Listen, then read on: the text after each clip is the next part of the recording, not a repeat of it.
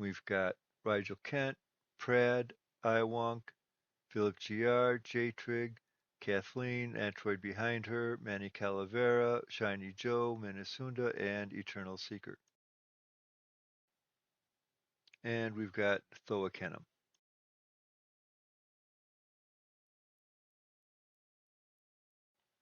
We've got Paige, Squavi, Terrafel, Dr. Chris Gare AH, Renia, Lariel, Henry Stoff, Elizabeth Green, Nikki May, Exena, Jayland, Scott Miller, JT2, Rabbit, Josh, Synapse, Thoa Kenham in front, Vietnamese Potru, Cave Woman, Caver, Kodak, and Tomos. Tonight's story is brought to you in part by MissLore.com for some of the history, DPWR.net for the Denis dates, UruArchives.com for the surface history corresponding to the Denis dates, and the Covernian Calendar Converter, which was written by Brett Middleton of the Fuzzy Physics Institute for converting between Denis and surface time. Tonight's story is about the events as told from the game of Riven. The only spoiler will be in the story surrounding the game. However, none of the puzzles will have spoilers for those of you who have not as yet played that game. Now, without further ado, I present tonight's story. As I have told these stories, we have learned about life in the cavern. We learned how the Denis came from their proud roots seeking to shed their pride, yet pride crept back into their lives. We watched it cause the downfall of their great empire. After the fall, pride lived on. Though Anna, known throughout Denis as Tiana, did her best to raise her young son Gen to be a decent person, the fact remained that he blamed her for the fall of the empire, as well as for his father's death. The few short years Gen spent living in the Guild of Books and learning the ways of Denis writing, called Seltav, was enough to plant the seed of pride within him. Fixated on that blame, he viewed his mother's meddling in Denis politics as the root cause of the fall. As such, his mind was closed to any instruction she might give him. Without any guidance, his pride, for what he believed the greatness of Denis to be, grew. We learned of Atrus's early years, spent with his grandmother Anna, as she taught him to grow up to be the man he became. We also learned of his teenage years, spent with his father Gen. It took some time, but eventually Atrus saw just how mad his father had become, drunk with the idea of power, of ruling over 1,000 ages as a god. We learned of his plans to save Katrin, whom he called Catherine, and the multiverse from his father's evil machinations, even if it meant sacrificing himself. We learned how his grandmother Anna had met Catherine, and how they made their own plans to not only rescue the multiverse, but Atrus as well. After trapping Gen on Riven, we saw Atrus and Catherine make a home for themselves on Anna's Age of Mist. They were married on the 18th day of the 7th month in the Denis year of 9431, January 17, 1776. After a few years, Achenar, then Cyrus, was born, and Anna helped them raise their boys. Atrus and Catherine kept writing ages, attempting to perfect their mastery of the art. When Anna passed away in the Denis year of 9441, 1786 on the surface, she was 91. Her death had a deep impact on everyone she left behind. Atrus and Catherine became withdrawn, and Achenar and Cyrus, without due parental guidance, allowed their own behavior to spiral out of control to the point where they tried to get rid of their parents. We saw how a surface dweller from Earth found Atris's missing Mist linking book and managed to single-handedly save Atris from his prison. After having been asked by Atris to help trap his father and rescue Catherine, we watched as the stranger began to explore the age of Riven, and we noted the various changes to the age since Atris had been there last. Last week, we learned about the construction projects Gen made to the disintegrating age of Riven, the beginnings of the rebel group Moiety, and of Catherine's arrival in Riven. This week, we will learn about capture, freedom, and complete destruction. As we learned last week, on March 15th of 1806, Catherine was tricked into linking to Riven by her sons, Cyrus and Achenar. One of Gen's minions failed to capture her, and she escaped with the help of a member of the moiety, the rebel Rivenese. Seeing for herself the state of her home world and its slow but steady spiral towards eventual destruction, she set about helping her people to escape. Using stolen materials from Gen's laboratory, she wrote a new age for her people to inhabit and call home.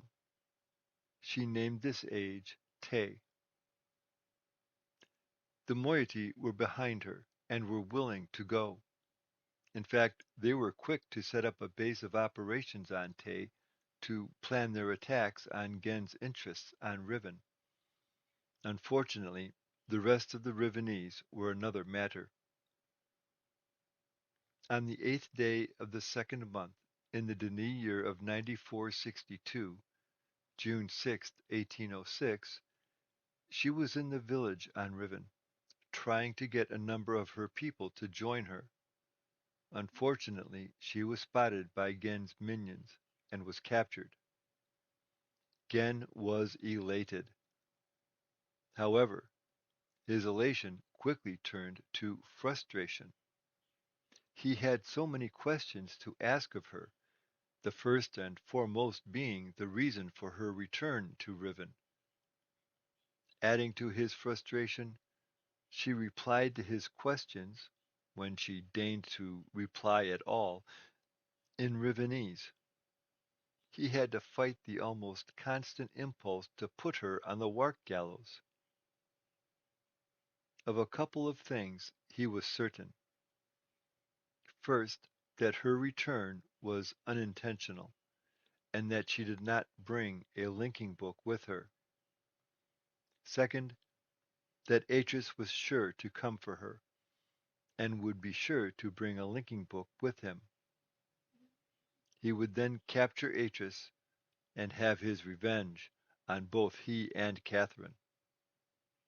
Then he could leave the age forever, and, with his guild members in tow, he could proceed with his plans to create and rule 1,000 ages as a god.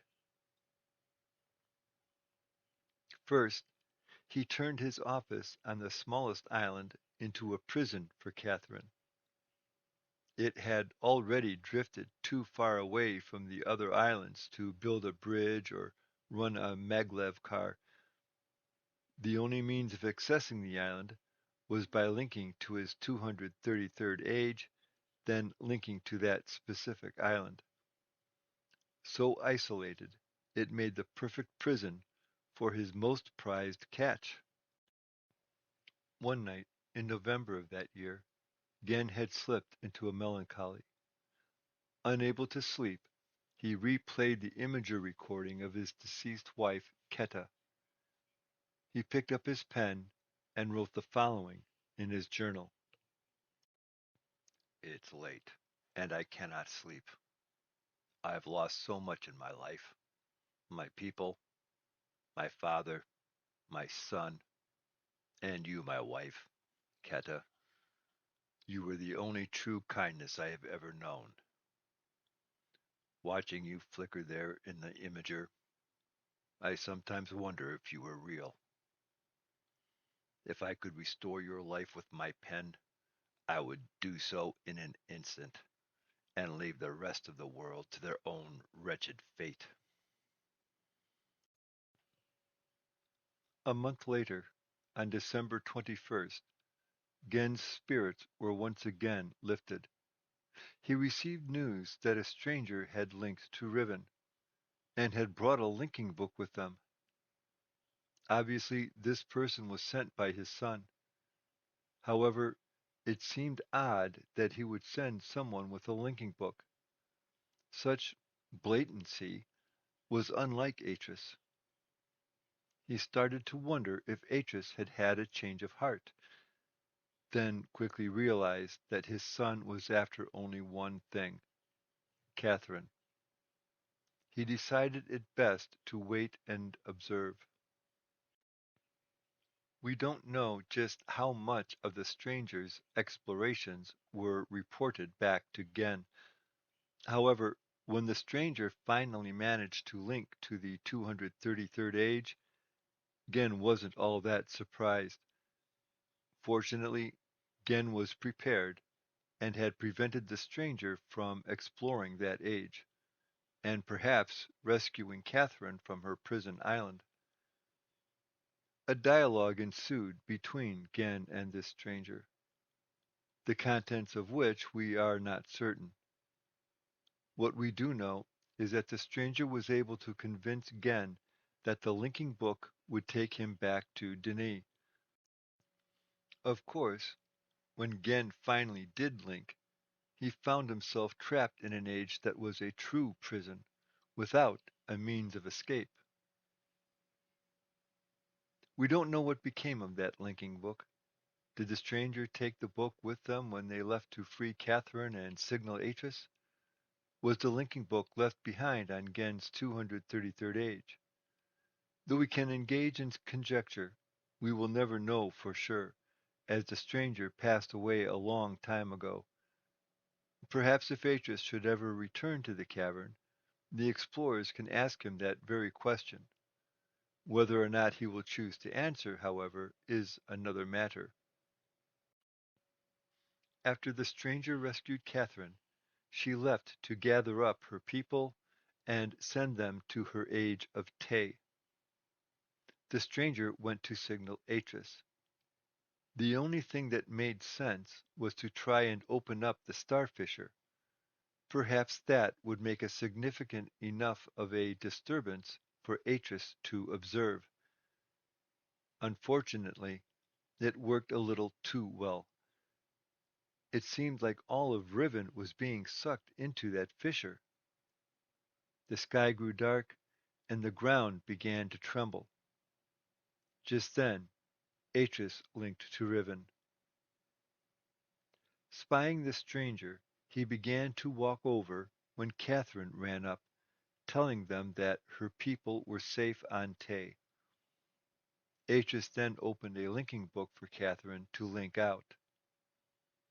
After thanking his friend, and knowing that the starfisher would take his friend home, Atris used the book himself, letting it fall into the fissure as he disappeared. Eventually, the stranger was unable to keep their footing and fell into the fissure as well.